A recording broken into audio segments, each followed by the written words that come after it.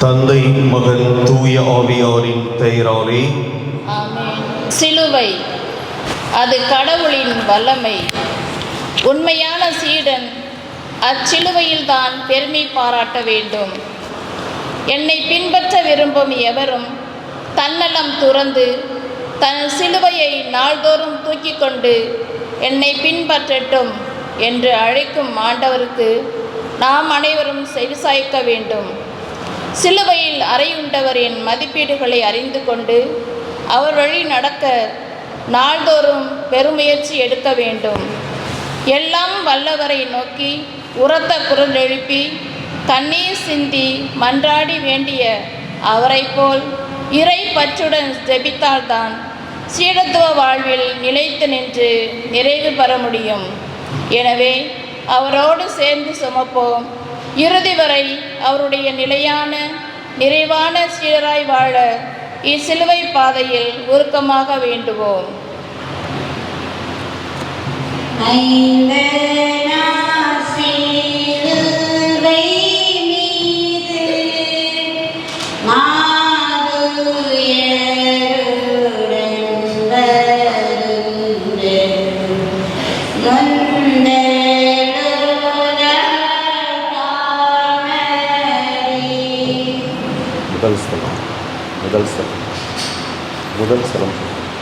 முதல் நிலை, இயேசு தீர்ப்பிடப்படுகிறார். இயேசுவே, உம்மை ஆராய்த்து வணங்கி உமக்கு நன்றி செலுத்துகின்றோம். ஏனெனில் புனித பாரமான சிலுவையை கொண்டு உலகத்தை மீட்டீர். ஆண்டவரே, நீதிமானாகிய நீர் பாவிகளால் தீர்ப்பிடப்படுகின்றேன். அன்றொரு நாள் என்னிடம் பாவம் உண்டு என்று உங்களில் யாராவது என் மேல் குற்றம் சுமத்த முடியுமா என்று சவாலிட்ட உன் மீது இப்போது பொய் குற்றம் சுமத்துகின்றனர். எம் அயலாரையே உற்று பார்க்கும் எங்கள் கண்கள் எங்களையே பார்க்க தவறுகின்றன. மற்றவர்களின் குணங்களை குறைகளாக பார்க்கின்றோம். எங்களின் குறைகளை கூட குணங்கள் என்று நியாயப்படுத்துகின்றோம். பரிசேயனைப் போல எங்களை மட்டுமே நேர்மையானவர்கள் என்று நம்பி உலகம் அனைத்தையும் வரி தண்டுவோராக பாவித்து கண்டனம் செய்கிறோம். உமது காலடி அமர்ந்து உமது வார்த்தைகளை கேட்டு வாழ்வாக்க விளைபவர்களை கடிந்து கொண்டு பரபரப்பாகி எரிச்சல் அடைகின்றோம். எங்களை சாராதவர் என்ற ஒரே காரணத்திற்காக உமது பெயராய் நற்பணி ஆற்றும் நல்லோர் பலரை நசுக்க பார்க்கிறோம். சட்டங்கள் மனிதர்களுக்காக, மாறாக மனிதர்கள் சட்டங்களுக்காக அல்ல என்பதை மறந்து மனித நேயத்தை குடிதோண்டி புதைக்கின்றோம். அதிக மன்னிப்பு பெறும் பாவி பெண்ணின் மீட்பை கொண்டாட மனம் வராமல் சீமோனை போல இருமாப்புடன் கடமையை மறந்து காலம் கழிக்கின்றோம். ஏழைகள் மீது அக்கறை கொண்டிருப்பது போல நடித்து கொண்டு உம்மட்டில் அன்பையும் நன்றியையும் வெளிப்படுத்துவோரை நற்செயலுக்கு களங்கம் கற்பிக்கிறோம். வல்லமையோடு வாழ்வோரையும் மறித்தோரையும் தீர்ப்பிடப் போகின்றவரே, உள்ளங்களை ஊடுருவி காண்பவரே, எங்கள் சகோதர சகோதரிகளை அவர்களை குறைநிலைகளோடு ஏற்றுக்கொள்ளவும் அவர்களை அதிகம் புரிந்து கொள்ளவும் எங்களுக்கு கற்றுத்தாரும். ஆமென். எங்கள் மேல் இரக்கமாயிரும் ஆண்டவரே, இரக்கமாயிரும்.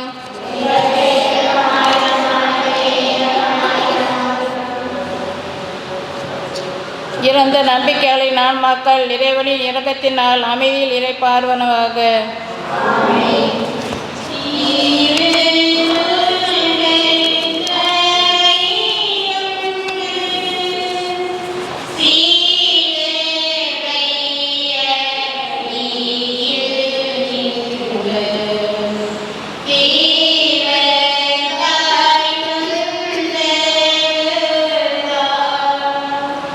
இரண்டாம் நிலை, இயேசுவே, உம்மை ஆராதித்து வணங்கி உமக்கு நன்றி செலுத்துகின்றோம்.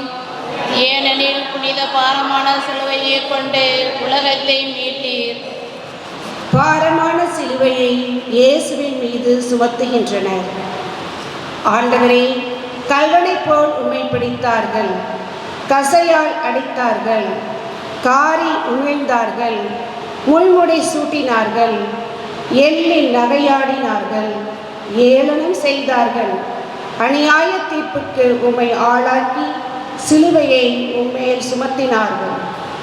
ஆயினும் உம்மேல் பூரிப்படைகின்ற உம் அன்பு தந்தையின் திருவுளத்தை நிறைவேற்ற அவர் கொடுத்த வேலையை செய்து முடிக்க மகிழ்வோடும் துணிவோடும் சிலுவையை சுமக்கின்றேன். நல்ல ஆயனான நீ ஆடுகளான எங்களுக்காக உயிரை கொடுக்க தயாராகிவிட்டேன். உம்முடைய உயிரை யாரும் பறித்து கொள்ள முடியாது. நாங்கள் வாழ்வு பெறும் பொருட்டு மனம் வந்து உம்மையே கையளிக்கின்றேன். தன்னலம் துறந்து எங்கள் சிலுவையை நாள்தோறும் நாங்கள் சுமந்து கொண்டு உம்மை பின்பற்ற அழைக்கின்றேன். இதோ உமது திருவுளத்தை நிறைவேற்ற வருகின்றோம். மனம் வந்து எங்கள் சிலுவைகளை சுமந்து நாங்கள் வாழ்வு பெறவும் எங்களை சார்ந்தவர்களுக்கும் வாழ்வளிக்கவும் வருகின்றோம். வழிநடத்தும் எங்கள் அன்பு தெய்வமே, ஆமென். எங்கள் மேல் இரக்கமாயிரும் ஆண்டவரே, இரக்கமாயிரும். எங்கள் மேல் இரக்கமாயிரும் ஆண்டவரே, இரக்கமாயிரும். இறந்த நம்பிக்கையாளர்களின் ஆன்மாக்கள் இறைவனின் இரக்கத்தினால் அமைதியில் இளைப்பாறுவனவாக. ஆமென்.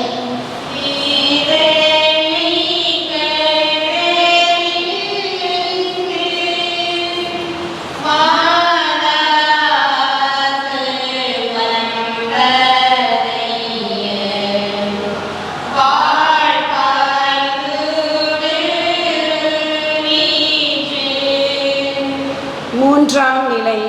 இறை இயேசுவே, உம்மை ஆராதித்து வணங்கி உமக்கு நன்றி செலுத்துகின்றோம்.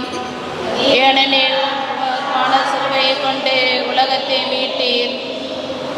ஆண்டவரே, கல்வாரி நோக்கி கால் கடுக்க நடந்து செல்கின்றேன். நீர் உண்ணவில்லை, உறங்கவில்லை, உடலில் சோர்வு, பாரம் தாங்காமல் கீழே விழுகின்றேன்.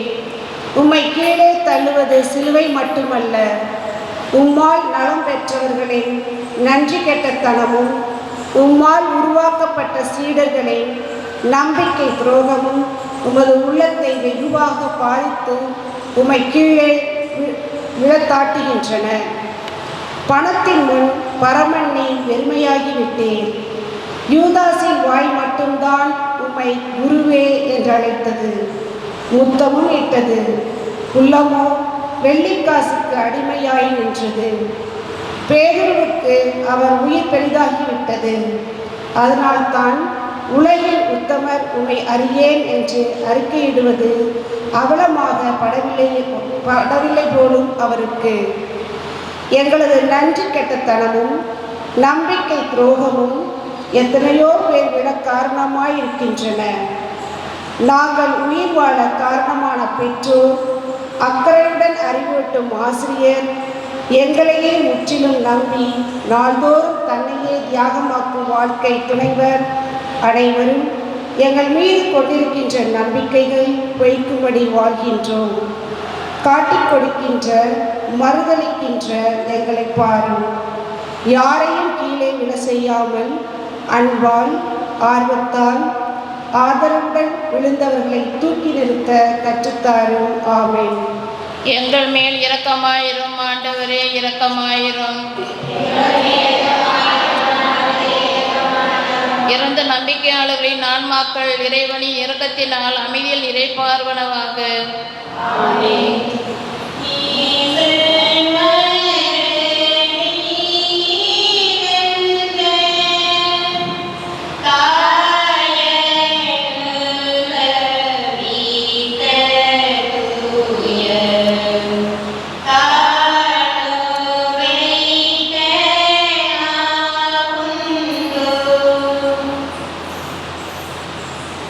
நான்காம் நிலை. இறை இயேசுவே, உம்மை ஆராதித்து வணங்கி உமக்கு நன்றி செலுத்துகின்றோம். ஏனெனில் புனித பாரமான சிலுவையை கொண்டு உலகத்தை மீட்டீர். இயேசு தனது தாயை சந்திக்கிறார். ஆண்டவரே, ஏதோ எதிர்பாராத விதமாக உம் அன்பு தாயை நீ சந்திக்கவில்லை.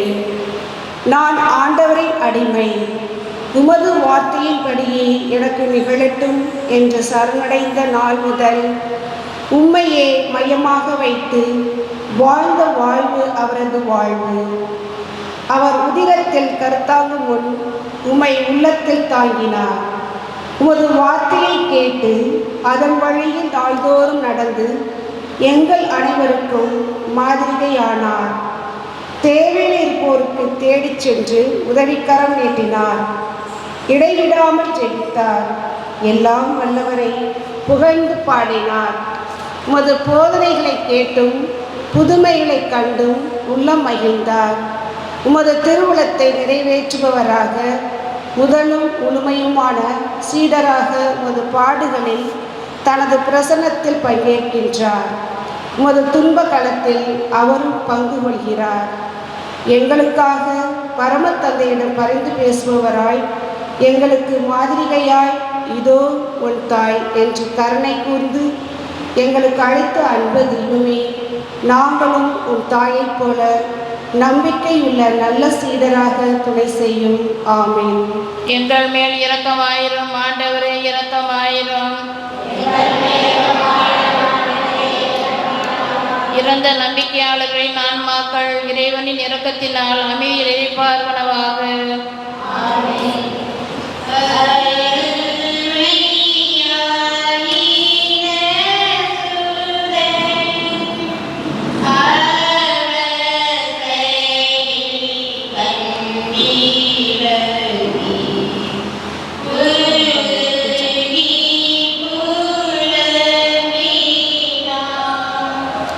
ஐந்தாம் நிலை.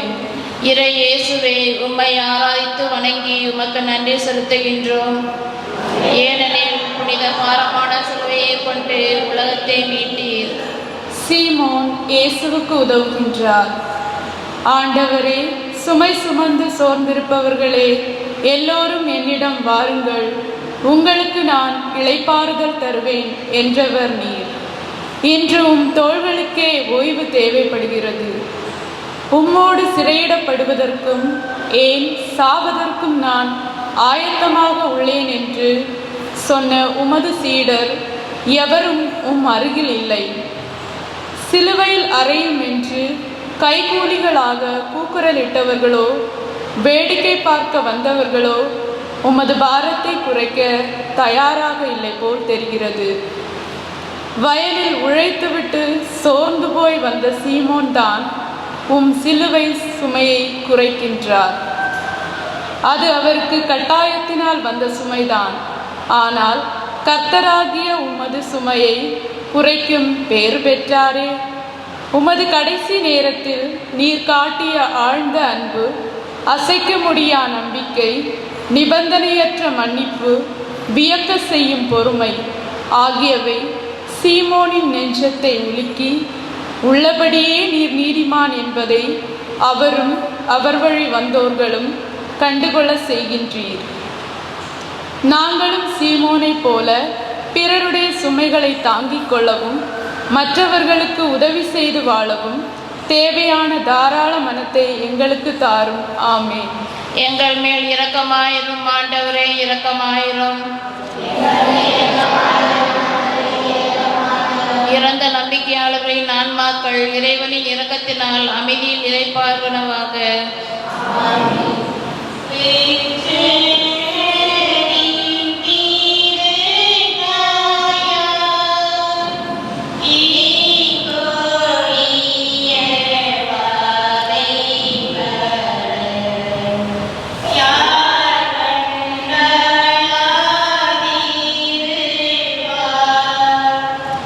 ஆறாம் நிலை.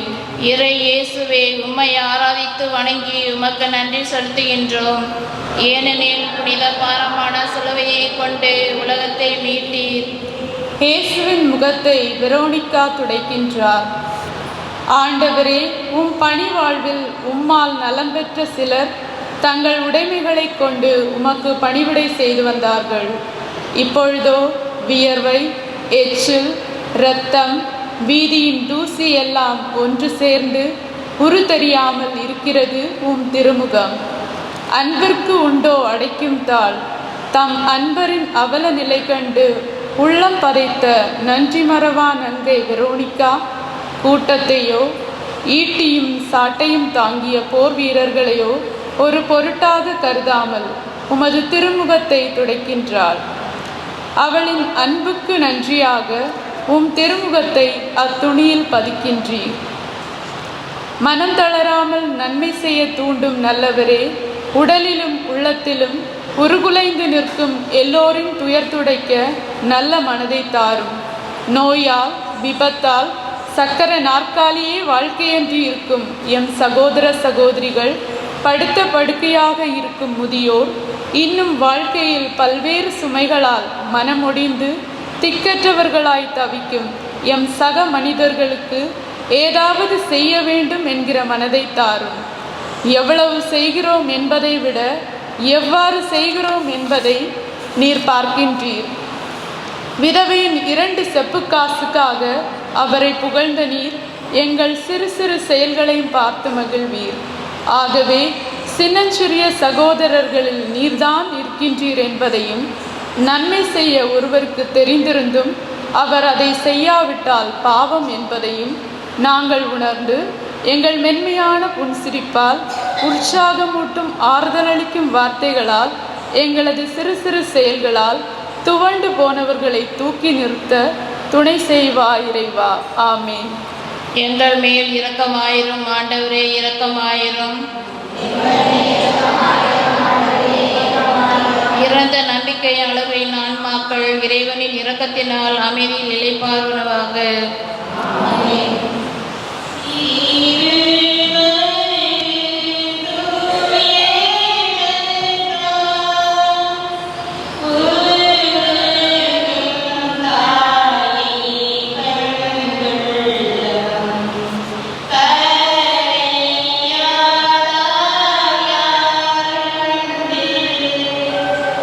ஏழாம் நிலை. இறை இயேசுவை உம்மை ஆராதித்து வணங்கி உமக்கு நன்றி செலுத்துகிறோம்.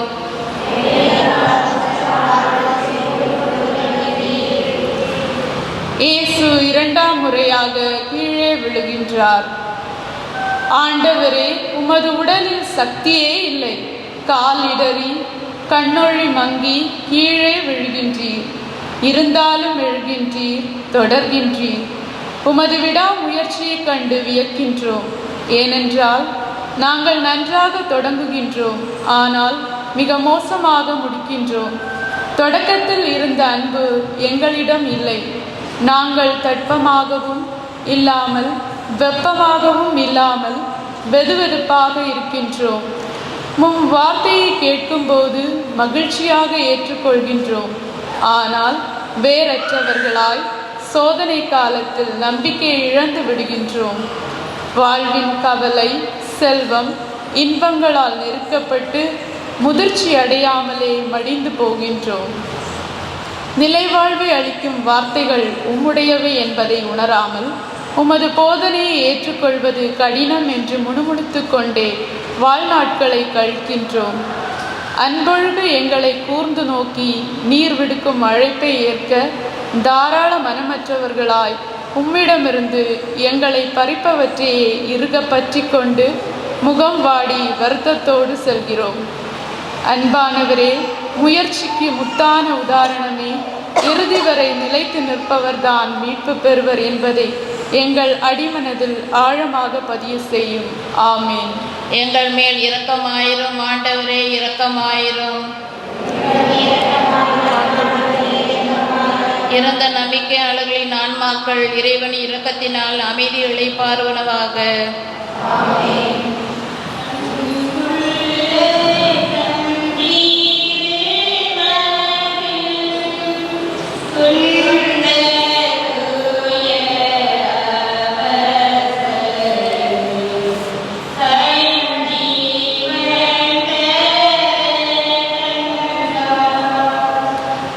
எட்டாம் நிலை. இறை இயேசுவை உம்மை ஆராதித்து வணங்கி உமக்கு நன்றி செலுத்துகிறோம். புனித பாரமான சிலுவையை கொண்டு உலகத்தை மீட்டீர். இயேசு எருசலேம் பெண்களுக்கு ஆறுதல் கூறுகின்றார். ஆண்டவரே, தாய், மகள், சகோதரி, மனைவி என்று பல்வேறு நிலைகளில் கடவுளின் மென்மையான படைப்புகளாயிருப்பவர்கள்தான் பெண்கள். அவ்வாறு இரக்கமே உருவான இனிய உள்ளத்தை கொண்ட அவர்களின் நெஞ்சம் கோமகன் நீர் கொடூரமாய் நடத்தப்படுவது கண்டு நெருப்பாக கொதிக்கின்றது. எனவே அவர்கள் மாரடித்து புலம்பி ஒப்பாரி வைக்கிறார்கள். எருசலேமின் அழிவையும் நிகழப்போகும் போர்களை நினைத்து பார்க்கும் நீர், எனக்காக அழ வேண்டாம், உங்களுக்காகவும் உங்கள் மக்களுக்காகவும் அழுங்கள் என்று ஆறுதல் அளிக்கின்றீர். மற்றவர்களின் துன்பங்களை நினைத்து பார்க்காத அளவுக்கு உமது கண்களை சிலுவை மறைத்து விடவில்லை. நீங்கள் என்னை தேடி வந்திருந்தால் என் சீடர்களை போக விடுங்கள் என்று சொல்லி அவர்களை காப்பாற்றினீர். காது அறுபட்ட மால்பூசின் காதை ஒட்ட வைத்து நலமளித்தீர். உம்மை கொலைபாதகத்திற்கு ஆளாக்கியவர்களுக்காகவும் பரிந்து பேசி ஜெபிக்கின்றீர். இன்றே என்னோடு வான்வீட்டில் இருப்பாய் என்று பொறுத்தல் கேட்ட கள்வனுக்கு வாழ்வளித்தீர். துன்புற்றாலும் துன்புறுகின்ற மற்றவர்களை நினைத்து நல்லது செய்யும் உம் தாயுள்ளத்தை வியந்து போற்றுகின்றோம். உம் வழி நடக்க வரந்தாரும். ஆமீன். எங்கள் மேல் இரக்கமாயிரும் ஆண்டவரே, இரக்கமாயிரும். இறந்த நம்பிக்கையாளர்களின் ஆன்மாக்கள் இறைவனின் இரக்கத்தினால் அமைதி இல்லை பார்வனவாக.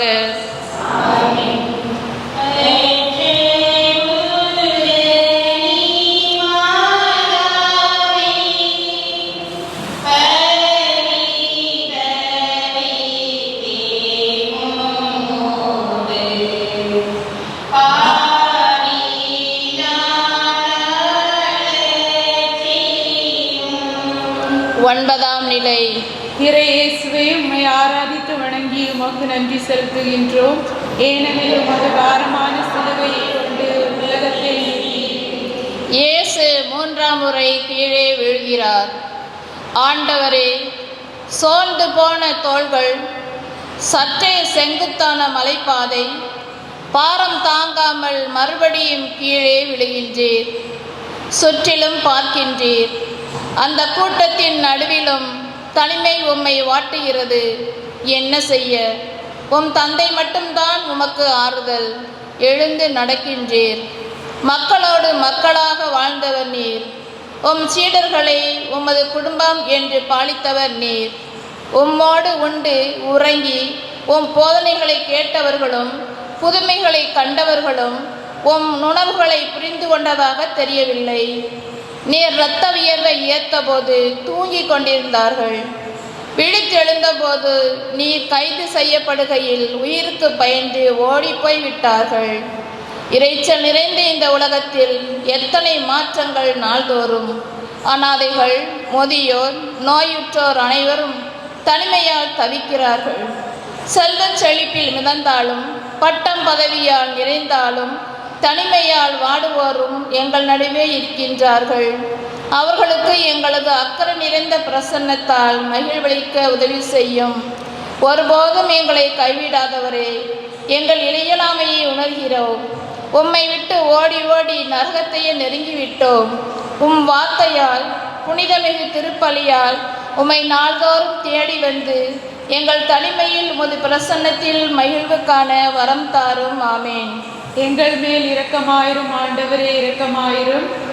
எங்கள் மேல் இரக்கமாயிரும் ஆண்டவரே, இரக்கமாயிரும். இறந்த நம்பிக்கையாளர்களின் ஆன்மாக்கள் இறைவனின் இரக்கத்தினால் அமைதியில் இளைப்பாறுவனவாக. ஆமென்.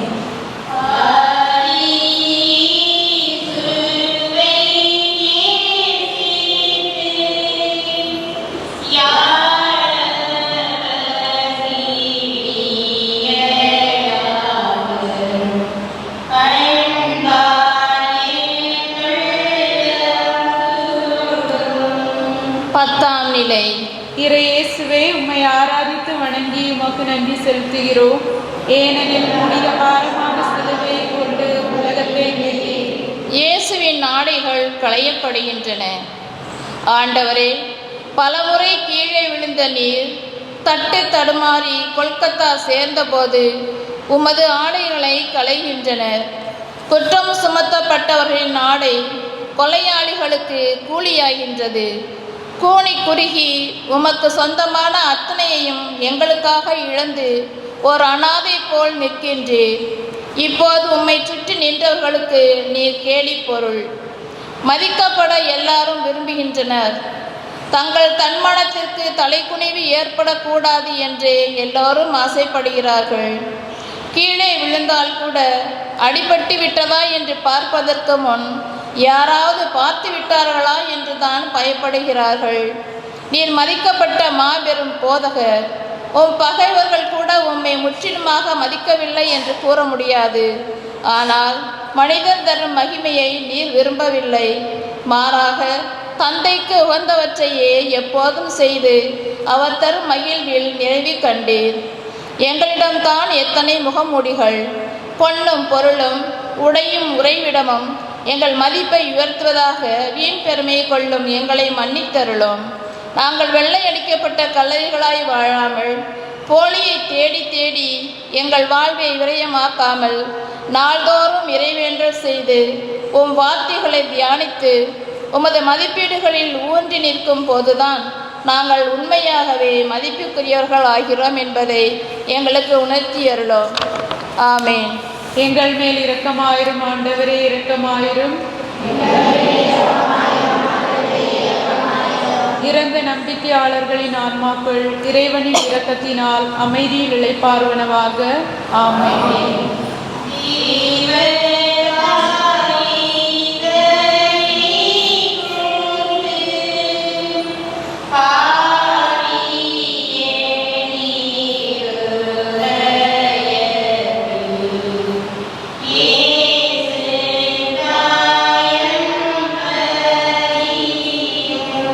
பதினோராம் நிலை.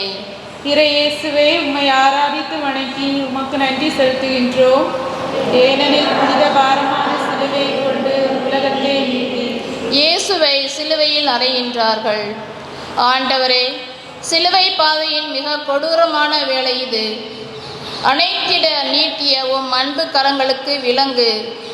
ஓய்வின்றி உறக்கமின்றி நன்மை செய்ய நடந்து சென்ற உம் கால்களுக்கு சம்மட்டியால் அடி. சிலுவையோடு சிலுவையாக ஒன்றாக கலந்து விட்டீர். உங்களை வெறுப்போருக்கு நன்மை செய்யுங்கள், உங்களை சபிப்போருக்கு ஆசை கூறுங்கள், உங்களை இழந்து பேசுவோருக்காக இறைவனிடம் வேண்டுங்கள், உங்களை ஒரு கன்னத்தில் அறைபவருக்கு மறு கன்னத்தையும் திருப்பி காட்டுங்கள் என்ற உம் போதனை இங்கே வாழ்வாகின்றதை பார்த்து சிலித்து போகின்றோம். வன் செயல் எதுவும் நீர் செய்யவில்லை. வஞ்சனை ஒன்றும் உம் சொல்லில் இருந்ததில்லை. பழிக்கப்பட்ட போது பதிலுக்கு பதிக்கவில்லை. துன்புறுத்தப்பட்ட போது அச்சுறுத்தவில்லை. அநியாயமாக துன்புறுகிற வேளையிலும் அளவில்லா பொறுமை காக்கின்ற உம்மை உற்று பார்க்கிறோம். துன்ப சூழல்களில் மட்டுமன்றி நாங்கள் எதிர்பார்க்காதது நடக்காத போதெல்லாம் எரிச்சல் அடைந்து எத்தனையோ பேரின் நிம்மதியை கெடுக்கின்றோம். எங்கள் பெற்றோர், பிள்ளைகள், வாழ்க்கை துணைவர், நண்பர்கள், உடன் உழைப்பாளிகள் ஆகியோர்களையும் எங்கள் மட்டும் மீறிய கோபத்தால் காயப்படுத்தி இருக்கிறோம். உம்மை மனதில் நினைத்து கொண்டு எங்களுக்காக துன்புற்ற உமது முன்மாதிரிகையின் பொருட்டு நாள்தோறும் பொறுமை காக்க துணை செய்யும். ஆமேன். எங்கள் மேல் இரக்கமாயிரும் ஆண்டவரே, இரக்கமாயிரும். இறந்த நம்பிக்கையாளர்களின் ஆன்மாக்கள் இறைவனின் இரக்கத்தினால் அமைதியில் இளைப்பாறுவனவாக. ஆமென்.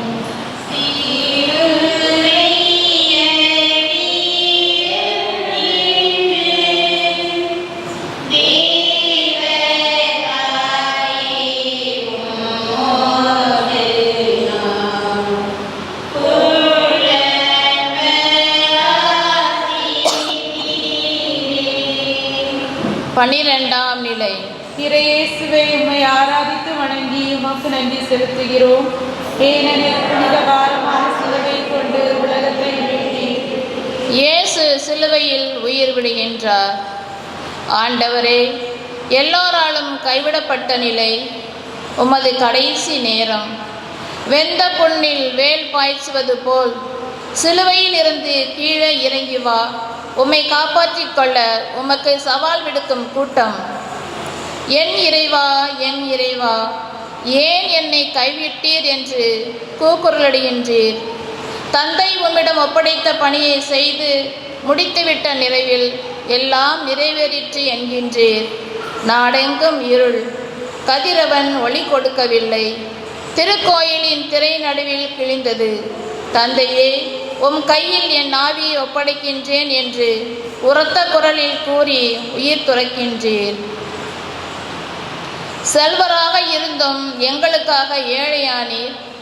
உம்மையே வெறுமையாக்கி அடிமையின் வடிவை ஏற்றீர். சிலுவை சாவையை ஏற்கும் அளவிற்கு தந்தைக்கு கீழ்ப்படிந்து உம்மையே தாழ்த்திக் கொள்கின்றேன். தன் நண்பர்களுக்காக உயிரை கொடுப்பதை விட உயர்வான அன்பு ஒன்றுமில்லை என்றீர். நேர்மையாளர்களுக்காக கூட உயிரை கொடுப்பது அரிது என்கிற நிலையில் பாவிகளாய் எமக்காக உம் உயிரை கொடுக்கின்றீர். தந்தையோடு நாங்கள் ஒப்புரவாகி பெருமகிழ்ச்சி கொள்ள செய்கின்றீர். நீர் எங்களுக்காக உயிரை கொடுத்ததால் அன்பு இன்னதென்று அறிந்து கொண்டோம். நாங்களும் நீர் உண்மையாகவே நேர்மையாளர் என்று எல்லாம் வல்லவரான உம்மை புகழ்ந்த நூற்றுவ தலைவனோடு இணைகின்றோம். உம்மோடு இருந்தால்தான் உம்மோடு வாழ்வோம். கோதுமை மணியாய் மடிந்தால்தான் மிகுந்த பலன் தருவோம். எங்களுக்காக சிலுவையில் சிரம் தாழ்த்தி உயிர் விட்டவரே, நாங்களும் எங்கள் சகோதர சகோதரிகளுக்காக உயிரை கொடுக்க கடமைப்பட்டிருக்கிறோம் என்பதை உணரச் செய்யும். ஆமேன். எங்கள் மேல் இரக்கமாயிரும் ஆண்டவரே, இரக்கமாயிரும். இறந்த நம்பிக்கையாளர்களின் ஆன்மாக்கள் இறைவனின் இரக்கத்தினால் அமைதியில் இளைப்பாறுவனவாக. ஆமென்.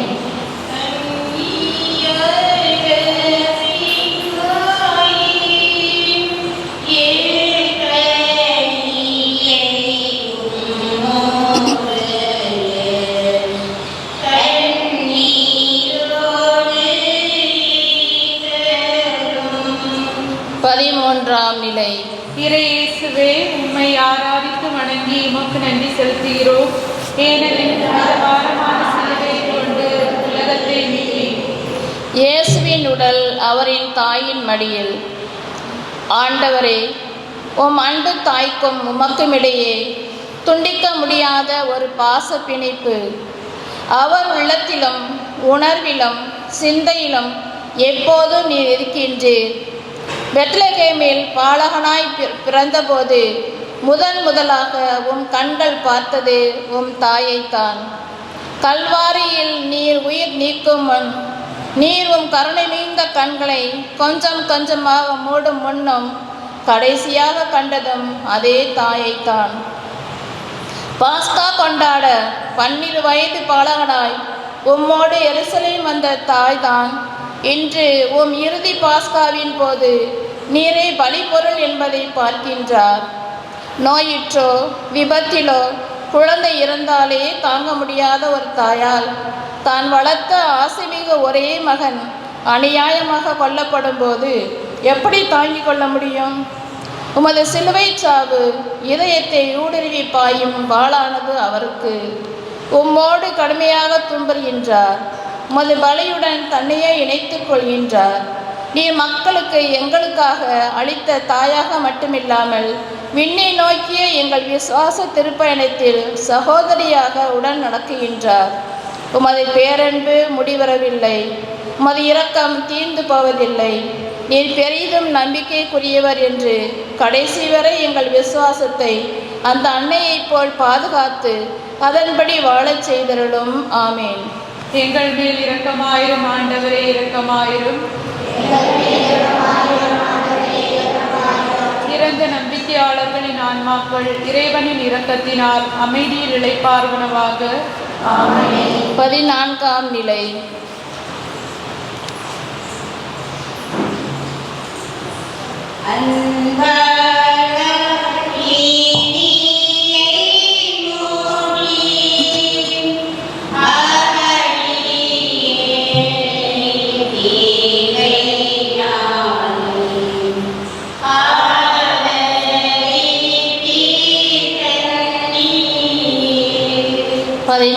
நிலை.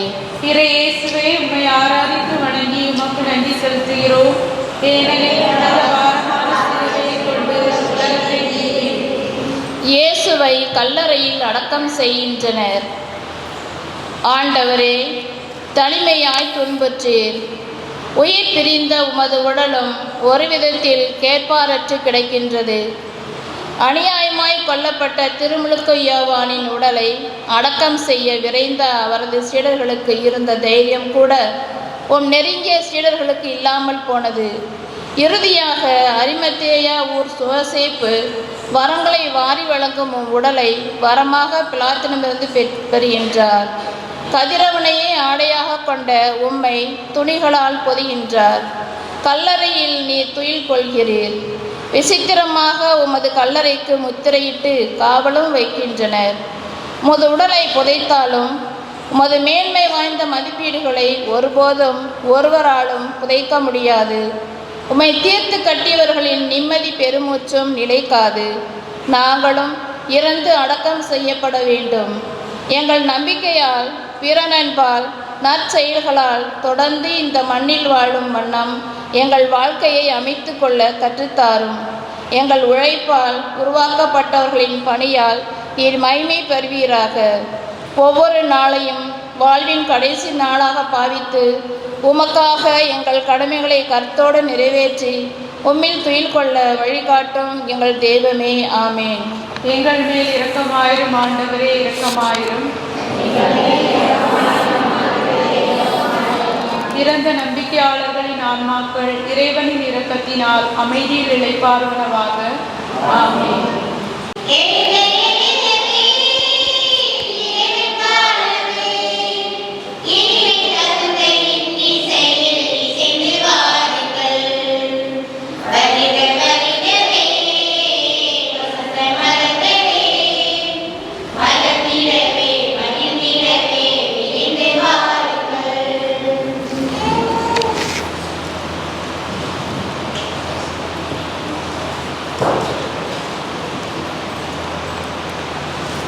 தந்தை மகன் தூய ஆவியாரின் பெயராலே.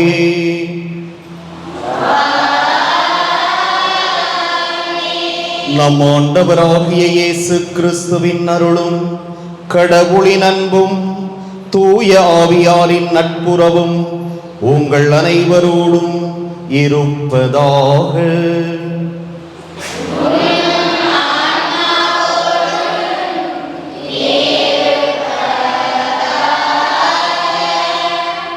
சகோதர சகோதரிகளே, தூய மறை நிகழ்வுகளை கொண்டாட நாம் தகுதி பெறும் பொருட்டு நம் பாவங்களை ஏற்றுக்கொள்வோம். எல்லாம் வல்ல இறைவனிடமும்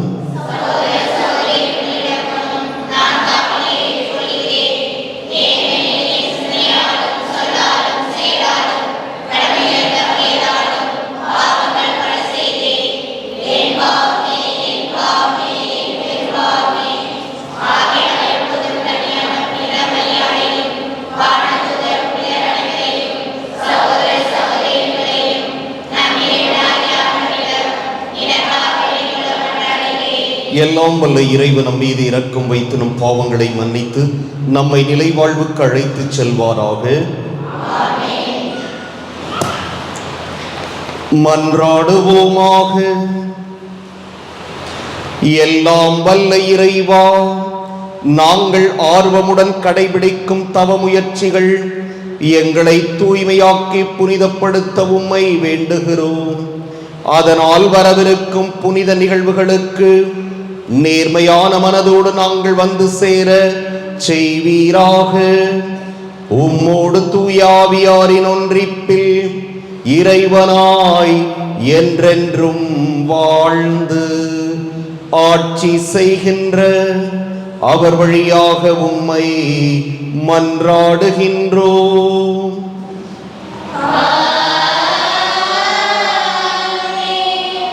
இதோ வருகிறான் கடலின் மன்னன், வாருங்கள் அவனை கொன்று போடுவோம். தொடக்க நூலில் இருந்து வாசகம். அதிகாரம் 37, இறை திருவசனங்கள் 3-4, 12-13 மற்றும் 17-28 இறுதியாக. இஸ்ரேல் முதிர்ந்த வயதில் தமக்கு யோசேப்பு பிறந்தமையால் அவரை மற்ற எல்லா புதர்களையும் விட அதிகமாக நேசித்து வந்தார். அவருக்கு அழகு வேலைப்பாடுகள் நிறைந்த ஓர் அங்கியை செய்து கொடுத்தார். அவருடைய சகோதரர்கள் தங்கள் தந்தை அவரை எல்லாரிலும் அதிகமாய் நேசிப்பதை கண்டு அவரை வெறுத்தனர். அவர்களால் அவரோடு பாசத்துடன் பேச இயலவில்லை. அப்படி இருக்கையில் அவர் சகோதரர் செகேமில் தம் தந்தையின் மந்தைகளை மேய்க்கச் சென்றனர். இஸ்ரேல் யோசேப்பை நோக்கி, உன் சகோதரர்கள் செகேமில் ஆடு மேய்க்கிறார்கள் அல்லவா, அவர்களிடம் உன்னை அனுப்பப் போகிறேன் என்றார். யோசேப்பு சகோதரரை தேடி சென்று தோத்தானில் அவர்களை கண்டுபிடித்தார். தொலைவில் அவர் வருவதைக் கண்ட அவர்கள் தங்களுக்கு அருகில் அவர் வருமுன் அவரை கொல்ல திட்டமிட்டனர். அவர் சகோதரர்கள் ஒருவர் அவரை நோக்கி, இதோ வருகிறான் கனவின் மன்னன், நாம் அவனை கொன்று இந்த ஆழ்குழியில் ஒன்றில் தள்ளிவிட்டு ஒரு கொடிய விலங்கு அவனை தின்றுவிட்டது என்று சொல்வோம். அப்பொழுது அவனுடைய கனவுகள் என்ன ஆகும் என்று பார்ப்போம் என்றனர். ரூபன் இவற்றை கேட்டு அவரை அவர்கள் கையிலிருந்து தப்புவிக்கும் எண்ணத்தில் அவர்களை நோக்கி, நாம் அவனை சாகடிக்க வேண்டாம் என்றார். ரூபன் அவர்களை நோக்கி, அவன் இரத்தத்தை சிந்தாதீர்கள், அவனை பாலை நிலத்தில் உள்ள அந்த ஆழ்குழிக்குள் தள்ளிவிடுங்கள், அவன் மீது கை வைக்காதீர்கள் என்று சொன்னார். ஏனெனில் அவர்கள் கையிலிருந்து அவரை தப்புவித்து தம் தந்தையிடம் சேர்ப்பிக்கும் நோக்கம் கொண்டிருந்தார். யோசேப்பு தம் சகோதரியிடம் வந்து சேர்ந்தவுடன் அவர் அணிந்திருந்த அழகு வேலைப்பாடுகள் நிறைந்த அங்கியை உரித்துவிட்டு அவரை ஆழ்குழியில் தூக்கி போட்டனர். அது தண்ணீர் இல்லாத வெறும் குழி. பின்பு அவர்கள் உணவு அருந்தும்படி அமர்ந்தனர். அப்பொழுது அவர்கள் கண்களை உயர்த்தி கிளையாத்தியாவிலிருந்து வந்து கொண்டிருந்த இஸ்மேலியரின் வணிகக் குழுவை பார்த்தனர். நறுமண பொருட்களையும் தைல வகைகளையும் வெள்ளி கோலத்தையும் அவர்கள் ஒட்டகங்களின் மேல் ஏற்றி எகிப்திற்கு சென்று கொண்டிருந்தனர். அப்பொழுது யூதா தம் சகோதரர்களை நோக்கி, நாம் நம் சகோதரனை கொன்று அவன் இரத்தத்தை வரைப்பதனால் நமக்கு என்ன பயன்? வாருங்கள், இஸ்ரவேலுக்கு அவனை விட்டுவிடுவோம், அவன் மேல் நாம் கை வைக்க வேண்டாம், ஏனெனில் அவன் நம் சகோதரனும் நம் சொந்த சதையுமாய் இருக்கிறான் என்று சொல்ல அவர்கள் சம்மதித்தனர். ஆகையால் மிதியான் நாட்டு வணிகர் அவர்களை கடந்து செய்கையில் குழியிலிருந்து யோசேப்பை வெளியே தூக்கி அந்த இஸ்மேலியரிடம் 20 வெள்ளிக்காசுக்கு விற்றனர். அவர்களும் யோசேப்பை எகிப்திற்கு கொண்டு சென்றனர். ஆண்டவர் வழங்கும் அருள்வாக்கு. பதிலுரை பாடல். பல்லவி. ஆண்டவர் செய்த வியத்தகு செயல்களை நினைவு கூறுங்கள். ஆண்டவர் செய்த வியத்தகு செயல்களை நினைவு கூறுங்கள். நாட்டில் அவர் பஞ்சம் வரும்படி செய்தார். உணவினும் ஊன்றுகோலை முறித்து விட்டார். அவர்களுக்கு முன் ஒருவரை அனுப்பி வைத்தார். யோசேப்பு என்பவர் அடிமையாக விற்கப்பட்டார். பல்லவி. ஆண்டவர் செய்த வியத்தகு செயல்களை நினைவு கூறுங்கள். அவர் தம் கால்களுக்கு விலங்கிட்டு அவரை துன்புறுத்தினர். அவர் தம் கழுத்தில் இரும்பு பட்டையை மாட்டினர். காலம் வந்தது, அவர் உரைத்தது நிறைவேறிற்று. ஆண்டவரின் வார்த்தை அவர் உண்மையானவர் என மெய்ப்பித்தது. பல்லவி. ஆண்டவர் செய்த வியத்தகு செயல்களை நினைவு கூறுங்கள். மன்னர் ஆள் அனுப்பி அவரை விடுதலை செய்தார். மக்கள் இனங்களின் தலைவர் அவருக்கு விடுதலை அளித்தார். அவரை தம் அரண்மனைக்கு தலைவராக்கினார். தம் உடைமைகளுக்கெல்லாம் பொறுப்பாளராக ஏற்படுத்தினார். பல்லவி. ஆண்டவர் செய்த வியத்தகு செயல்களை நினைவு கூறுங்கள்.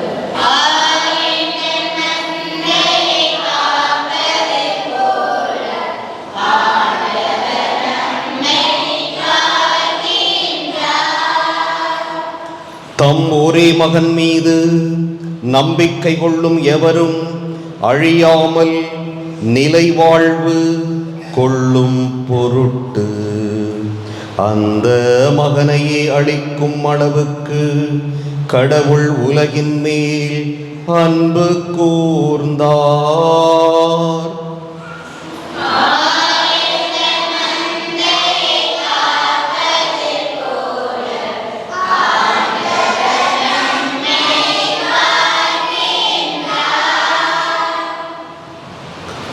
ஆண்டவர் உங்களோடு இருப்பாராக.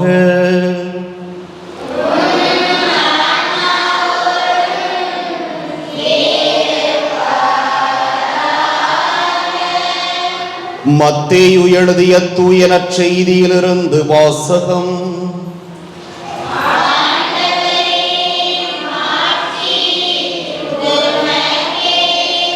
அதிகாரம் 21. இறைவாக்குகள் 33 தொடக்கம் 43 வரை, தொடர்ந்து 45 முதல் 46 வரை. அக்காலத்தில் இயேசு தலைமை குருக்களையும் மக்களின் மூப்பர்களையும் நோக்கி கூறியது: மேலும் ஓர் உவமையை கேளுங்கள். நிலக்கிழார் ஒருவர் ஒரு திராட்சை தோட்டம் போட்டு சுற்றிலும் வேலி அடைத்து அதில் பிழிவு குழிவெட்டி ஒரு காவல் மாடமும் கட்டினார். பின்பு தோட்ட தொழிலாளர்களிடம் அதை குத்தகைக்கு விட்டுவிட்டு நெடுப்பயணம் மேற்கொண்டார். பழம் பறிக்கும் காலம் நெருங்கி வந்தபோது அவர் தமக்கு சேர வேண்டிய பழங்களை பெற்று வரும்படி தம் பணியாளர்களை அத்தோட்ட தொழிலாளர்களிடம் அனுப்பினார். தோட்ட தொழிலாளர்களோ அவருடைய பணியாளர்களை பிடித்து ஒருவரை நைய புடைத்தார்கள், ஒருவரை கொலை செய்தார்கள், ஒருவரை கல்லால் எறிந்தார்கள். மீண்டும் அவர் முதலில் அனுப்பியவர்களை விட மிகுதியான வேறு சில பணியாளர்களை அனுப்பினார். அவர்களுக்கும் அப்படியே அவர்கள் செய்தார்கள். தம் மகனை மதிப்பார்கள் என்று அவர் நினைத்து கொண்டு அவரை இறுதியாக அவர்களிடம் அனுப்பினார். அம்மகனை கண்டபோது தோட்ட தொழிலாளர்கள், இவன்தான் சொத்துக்கு உரியவன், வாருங்கள் நாம் இவனை கொன்று போடுவோம், அப்போது இவன் சொத்து நமக்கு கிடைக்கும் என்று தங்களிடையே பேசிக்கொண்டார்கள். பின்பு அவர்கள் அவரை பிடித்து திராட்சை தோட்டத்திற்கு வெளியே தள்ளி கொன்று போட்டார்கள். எனவே திராட்சை தோட்ட உரிமையாளர் வரும்போது அத்தொழிலாளர்களை என்ன செய்வார் என இயேசு கேட்டார். அவர்கள் அவரிடம், அத்தீயோரை ஈவிரக்கமின்றி ஒழித்து விடுவார், உரிய காலத்தில் தமக்கு சேர வேண்டிய பங்கை கொடுக்க முன்வரும் வேறு தோட்ட தொழிலாளர்களுக்கு அத்திராட்சை தோட்டத்தை குத்தகைக்கு விடுவார் என்றார்கள். இயேசு அவர்களிடம், கட்டுவோர் புறக்கணித்த கல்லே கட்டடத்துக்கு மூலைக்கல் ஆயிற்று. ஆண்டவரால் இது நிகழ்ந்துள்ளது, நம் கண்களுக்கு இது வியப்பாயிற்று என்று நீங்கள் மறைநூலில் ஒருபோதும் வாசித்தது இல்லையா? எனவே உங்களிடமிருந்து இறை ஆட்சி அகற்றப்படும், அவ்வாட்சிக்கு ஏற்ற முறையில் செயல்படும் ஒரு மக்களினத்தார் அதற்கு உட்படுவர் என நான் உங்களுக்கு சொல்கிறேன்.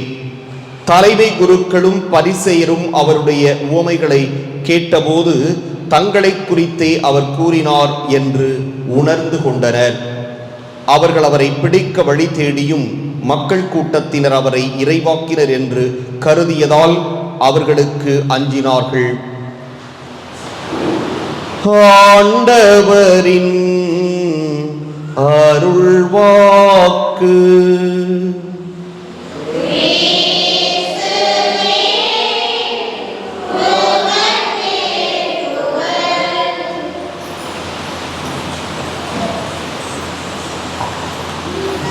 நற்செய்தியில் ஒரு முக்கியமான வாக்கியம், நான் தொடக்கத்தில் இருக்கிறத சொல்கிறேன், நீங்கள் தொடர்ந்து இருக்கிறத சொல்லணும். அதிகமாக சத்தம் இங்கிட்டிருந்து வரணும், சரியா? கட்டுவோர் புறக்கணித்த கல்லே எதுக்கு? கட்டடத்துக்கு மூலைக்கல் ஆயிட்டு. எல்லாரும் திரும்ப ஒரு தடவை சொல்லுங்க.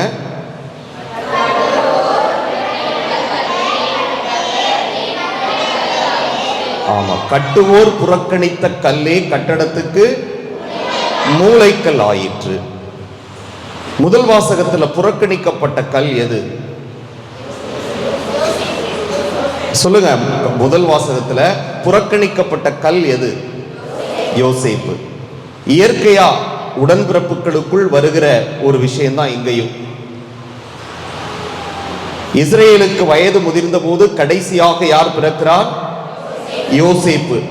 அப்ப பெற்றோர்களுக்கு எப்பவுமே கடைசியா பிறந்தவங்க மேல கொஞ்சம் என்ன இருக்கும்? எக்ஸ்ட்ரா என்ன இருக்கும்?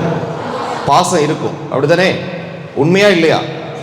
ஆமா, கடைசியா பிறந்தவங்களுக்கு மேலே அவங்களுக்கு தனிப்பட்ட ஒரு எக்ஸ்ட்ரா கொஞ்சம் பாசம் இருக்கும். அதே மாதிரி தான் இங்கே நடக்குது. இதை அதுக்கு முன்னாடி பிறந்தவங்க பார்த்த உடனே இவங்களுக்கு என்ன வருது? இயற்கையிலேயே என்ன வருது? பொறாமை வருகிறது. அதனால என்ன பிளான் பண்றாங்க? யோசேப்பை ஆமா கொண்டு போய் எங்க போடுறாங்க? பால் கிணற்று, தண்ணி இல்லாத ஒரு கிணற்றில், புறக்கணிக்கப்பட்ட கல். புறக்கணிச்சிட்டாங்க. உடன்பிறப்புகள் என்ன செஞ்சிட்டாங்க? புறக்கணித்து விட்டார்கள். நிறைய நம்ம குடும்பங்களில் பார்க்குறோம். உடன்பிறப்புகளுக்குள் 1008 பிரச்சனை. 5 வயசுல அண்ணன் தம்பி, 10 வயசுல பங்காளி, அப்படிதானே? அது அந்த பிரச்சனை தான் இங்க. 5 வயசுல அண்ணன் தம்பி, 10 வயசுல பங்காளி. உடன்பிறப்புகளை ஏமாற்றி அவர்களுடைய சொத்துக்களை எல்லாம் அபகரிக்கின்ற சகோதரர்கள் இருக்கிறார்கள், இன்றைக்கும் வாழ்ந்து கொண்டிருக்கிறார்கள். அதனால உடன் பிறந்த சகோதரிகளை தன்னுடைய இரத்தம், தன்னுடைய சதை என்று ஏற்றுக்கொண்டால் இப்படி ஒரு செயலை செய்ய மாட்டார்கள். எப்படி தன்னுடைய உடன்பிறப்புகளையே ஏமாற்றக்கூடிய மனநிலை ஒரு சில பேருக்கு இருப்பதை பார்க்கிறோம். இது எப்படிப்பட்ட மனநிலை என்று ஆண்டவருக்கு தான் அவருக்கு தான் வெளிச்சம் அது. எனவே இங்கேயும் எப்படி உடன் பிறந்த யோசேப்பை இவர்கள் இப்படி செய்ய வேண்டும் என்று நினைத்தார்கள் என்று புரியவில்லை. தான் கூட பிறந்த சகோதரன் என்று தனக்கு சமமாக அவர்கள் நினைத்திருந்தால் நிச்சயமாக அப்படி செஞ்சிருப்பாங்களா? சொல்லுங்க. செஞ்சிருக்க மாட்டார். தன்னை போல் தன்னுடைய சகோதரனையும் நேசித்திருந்தால் இப்படி தன் சகோதரனை அவர்கள் வெறுத்திருக்க மாட்டார்கள். இவன் இருக்கிறதுனால தானே பாசத்தை அதிகமாக காட்டுறாங்க, இவன் இல்லாம போயிட்டா பிரச்சனையே தீர்ந்தது என்று அவர்கள் நினைத்து கிணற்றுக்குள் தூக்கி போடுகிறார்கள். ஆனால் இறைவன் ஒரு திட்டம் வைத்திருக்கிறார். கட்டுவோர் புறக்கணித்த கல்லே கட்டடத்துக்கு மூலைக்கல். யாரை நம்ம ஒழிக்கணும்னு நினைக்கிறோமோ அவங்களை ஆண்டவர் என்ன செய்வார்? உயர்த்துவார். யாரை நாம் வெறுத்து ஒதுக்க வேண்டும் என்று நினைக்கிறோமோ அவர்களை ஆண்டவர் உயர்த்துவார். அதுதான் இந்த சமுதாயத்திலே இவன் ஒன்றும் தெரியாதவன், இவனை வளரவிடக்கூடாது, இவனை வாழவிடக்கூடாது, நாம் தான் உயர்ந்தவன் என்று யார் யாரெல்லாம் புறந்தள்ளப்படுகிறார்களோ அவர்களை ஆண்டவர் உயர்த்துவார். அதுதான் இஸ்ரேல் மக்களுடைய வாழ்க்கையில நாம் பார்க்கிறோம். அடிமைகளாக வாழ்ந்தார்கள். ஆனால் இறைவன் ஒரு திட்டம் வைத்திருக்கிறார். இவர்களை உயர்த்த வேண்டும், பாலும் தேனும் பொழியும் கானான் தேசத்திற்கு அழைத்து செல்ல வேண்டும் என்று புறக்கணிக்கப்பட்ட அந்த இஸ்ரேல் மக்களை தந்தையாம் இறைவன் உயர்த்தி 40 ஆண்டுகள் அவர்களை வழிநடத்தி பாலும் தேனும் பொழியும் கானான் நாட்டிற்கு அழைத்து செல்வதை பார்க்கிறோம். எனவே யார் யாரெல்லாம் சமுதாயத்தால் ஒதுக்கப்படுகிறார்களோ அவர்களை உயர்த்துகின்ற ஆண்டவராக தந்தையாம் இறைவன் இருக்கிறார். அவரை தொடர்ந்து தன்னுடைய மகனை நமக்காக அவர் அனுப்பி வைக்கிறார். அதைத்தான் பார்க்கிறோம். கடைசியில கிணற்றுக்குள்ள போடப்பட்டவர் என்ன செய்யப்படுகிறார்? 20 காசுக்கு விற்கப்படுகிறார். வணிகர்கள் அவர் என்ன செஞ்சுட்டு போயிடறாங்க? வாங்கிட்டு போயிடுறாங்க. அப்படித்தானே? அது தொடர்ந்து நீங்க பார்த்தீங்கன்னா அதனுடைய நிகழ்வு வேற மாதிரி நமக்கு இருக்கும். இன்று நமக்கு வழங்கப்பட்டது இதோடு முடிகிறது. எனவே இந்த முதல் வாசகமும் நற்செய்தி வாசகமும் எப்படி ஒன்றோடு ஒன்று பின்னி பிணைந்து இருக்கிறது என்று பார்க்க வேண்டும். அதே போன்றுதான் பதிலுரை பாடலும் 3 அப்படியே சமமா போகுது. இன்றைக்கு அழகா இந்த யோசேப்பு வாழ்க்கையில நடந்ததை பதிலுரை பாடலில் நாம் பார்க்கிறோம். ஆண்டவர் செய்த வியத்தகு செயல்களை நினைவு கூறுங்கள்.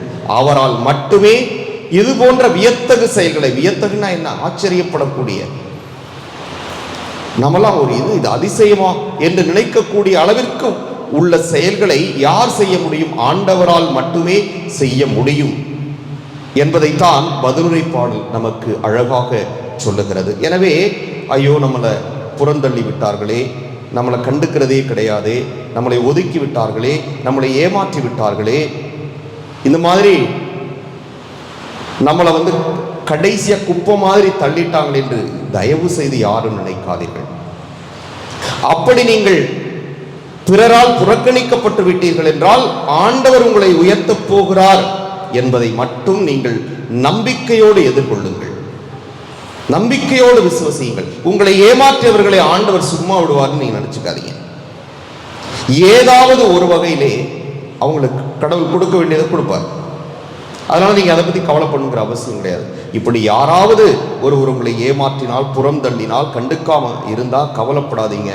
கட்டுவோர் புறக்கணித்த கல்லே கட்டடத்துக்கு மூலைக்கல் ஆயிற்று என்று சொன்ன நம்ம ஆண்டவர் இவ்வாறு புறக்கணிக்கப்பட்டவர்களை மூலைக்கல்லாக உயர்த்துவார் என்ற நம்பிக்கையோடு இந்த திருப்பலியிலே கலந்து கொள்வோம். ஆமென்.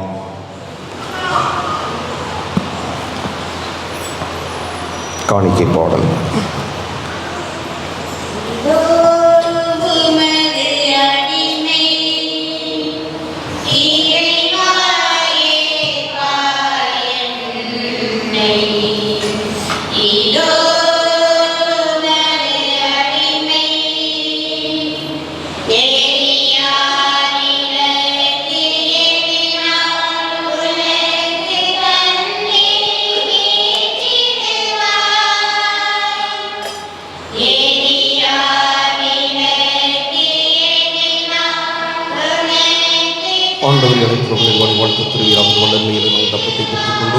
நிலத்தின் விளைவும் மனித உழைப்பின் பயனுமான தப்பத்தை பெற்றுக் கொடுக்கின்றோம். எங்களுக்கு வாழ்வழிக்கும் அப்பமாக மாறும் இறைவன் என்று வாழ்த்து பெறுவாராக.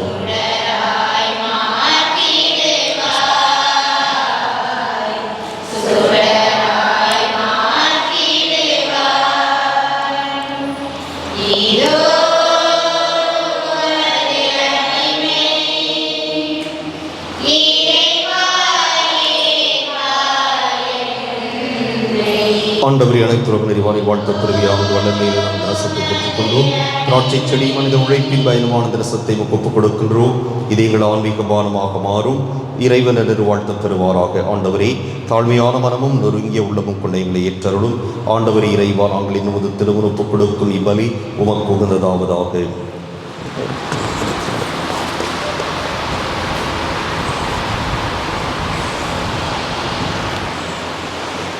சகோதர சகோதரிகளே, என்னுடையதும் உங்களுடையதுமான இவ்வலி எல்லாம் வல்ல தந்தையாக இறைவனுக்கு ஏற்றதாகும்படி மன்றாடுங்கள்.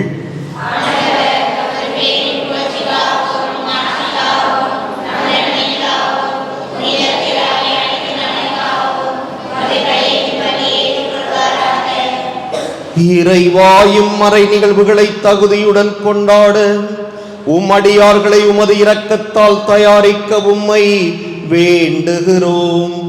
இவ்வாறு இறை பற்றுள்ள வாழ்வினால் அவர்களை வழிநடத்துவீராக. எங்கள் ஆண்டவராகிய கிறிஸ்து வழியாக உம்மை மன்றாடுகின்றோம்.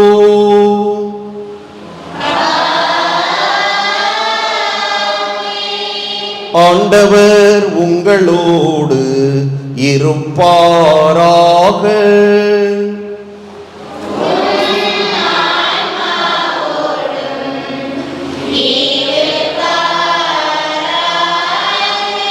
இதயங்களை மேலே எழுப்புங்கள்.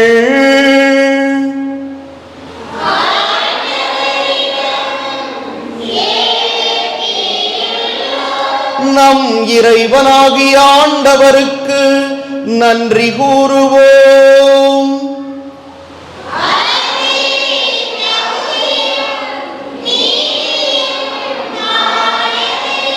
ஆண்டவரே, தூயவரான தந்தையே, என்றும் உள்ள எல்லாம் வல்ல இறைவா, எந்நாளும் எவ்விடத்திலும் நாங்கள் உமக்கு நன்றி செலுத்துவது மெய்யாகவே தகுதியும் நீதியும் ஆகும். எங்கள் கடமையும் மீட்புக்கு உரிய செயலுமாகும். எங்கள் தவ முயற்சிகளால் நாங்கள் உமக்கு நன்றி செலுத்தவும், எங்கள் ஆணவத்தை தளர்த்தவும், ஏழைகளுக்கு உணவளிக்கவும், இவ்வாறு உமது கனிவிரக்கத்தை பின்பற்றவும் நீர் திருவுளமானீர். ஆகவே எண்ணற்ற வானதூதரோடு சேர்ந்து நாங்களும் உம்மை போற்றி புகழ்ந்தேத்தி ஒரே குரலில் பாடுவதாவது: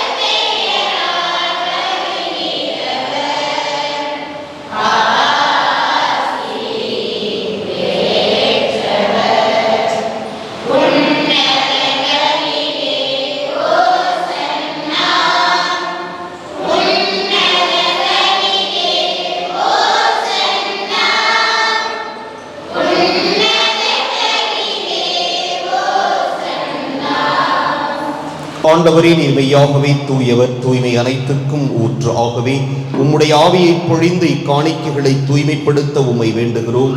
இவ்வாறு எங்கள் ஆண்டவர் இயேசு கிறிஸ்துவின் உடலும் இரத்தமுமாக எங்களுக்கு இவை மாறுவனவாக. அவர் பாடுபட உளம் கனிந்து தம்மை கையளித்த போது அப்பத்தை எடுத்து நன்றி செலுத்தி அதை பெற்று தம் சீடர்களுக்கு அளித்து கூறியதாவது: அனைவரும் இதிலிருந்து பெற்று உண்ணுங்கள், ஏனெனில் இது உங்களுக்காக கையளிக்கப்படும் என் உடல்.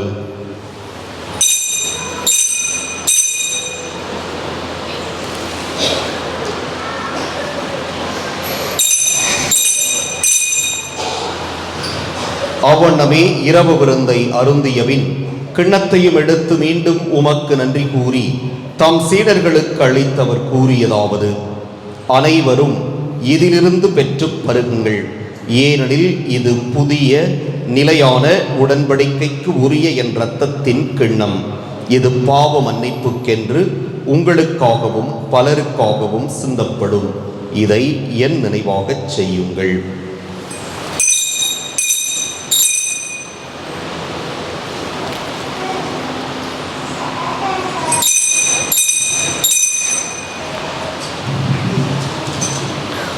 நம்பிக்கையின் மறைபொருள்.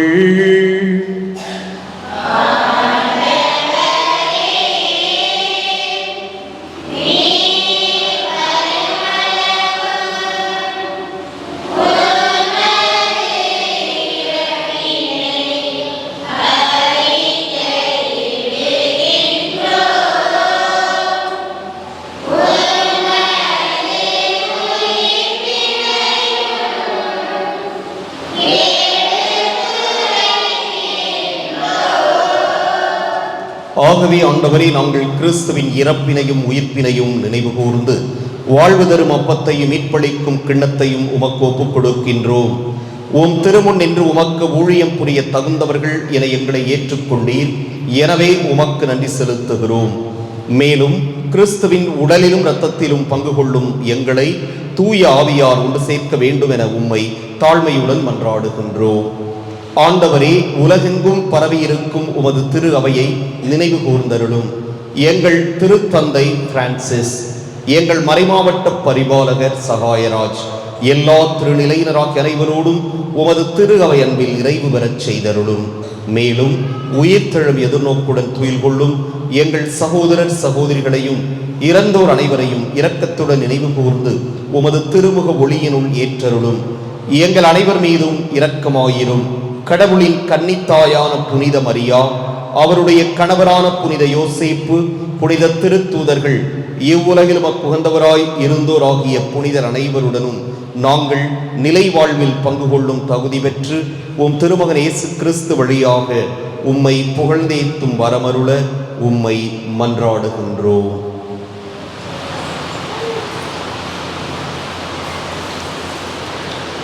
இவர் வழியாக இவரோடு இவரில் எல்லாம் வல்ல இறைவனாகிய தந்தையே, தூய ஆவியாரின் ஒன்றிப்பில் எல்லா புகழும் மாட்சியும் என்றென்றும் உமக்கு உரியதே.